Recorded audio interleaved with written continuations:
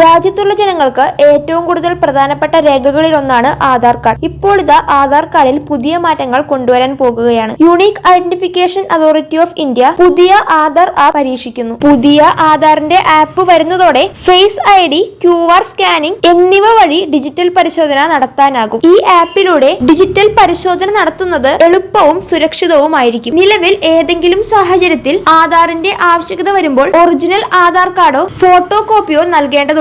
എന്നാൽ ഈ ആപ്പിൽ ഒറിജിനൽ ആധാർ കാർഡോ ഫോട്ടോ കോപ്പിയോ നൽകാതെ തന്നെ ആധാർ ഡിജിറ്റലായി പരിശോധിക്കാൻ സാധിക്കുന്നതാണ്. പുതിയ ആധാർ ആപ്പിന്റെ വിവരങ്ങൾ കേന്ദ്ര IT മന്ത്രി അശ്വിനി വൈഷ്ണവാണ് അറിയിച്ചത്. ആധാർ പരിശോധന എളുപ്പത്തിലും വേഗത്തിലും സുരക്ഷിതമായി നടത്താനുള്ള നടപടി സ്വീകരിച്ചു എന്നാണ് മന്ത്രി അറിയിച്ചത്. ഈ ആപ്പിലൂടെ ആധാർ സ്ഥിരീകരണ പ്രക്രിയ UPI പേയ്മെന്റ് പോലെ എളുപ്പമാകുമെന്നാണ് മന്ത്രി പറഞ്ഞത്. കൂടാതെ QR കോഡ് ഉപയോഗിച്ച് ആധാർ ഡിജിറ്റലായി പരിശോധിക്കാൻ സാധിക്കും. ഈ ആധാറിന്റെ ഏറ്റവും വലിയ പ്രത്യേകത പുതിയ ആധാർ ആപ്പ് പൂർണ്ണമായും സുരക്ഷിതമായിരിക്കും. ആധാറുമായി ബന്ധപ്പെട്ട ഡാറ്റ എവിടെയും ചോരില്ലെന്ന് ഉറപ്പാക്കുന്നതായും കേന്ദ്ര സർക്കാർ പറഞ്ഞു. നിലവിൽ ആധാറുമായി ബന്ധപ്പെട്ട കാര്യങ്ങൾ അറിയാൻ M-ആധാർ ആപ്പ് ഉണ്ട്. ഉപഭോക്താക്കൾക്ക് അവരുടെ സ്വകാര്യത ഉറപ്പാക്കിക്കൊണ്ട് തന്നെ പുതിയ ആധാർ ആപ്പ് വഴി വിശദാംശങ്ങൾ ഡിജിറ്റലായി പരിശോധിക്കാനും പങ്കിടാനും സാധിക്കും. നിരവധി സ്ഥലങ്ങളിൽ ആധാറിന്റെ ഒറിജിനൽ ചോദിക്കുന്ന സാഹചര്യം വരാറുണ്ട്. ഹോട്ടലുകൾ, വിമാനത്താവളങ്ങൾ ഉൾപ്പെടെ തിരിച്ചറിയൽ രേഖയായി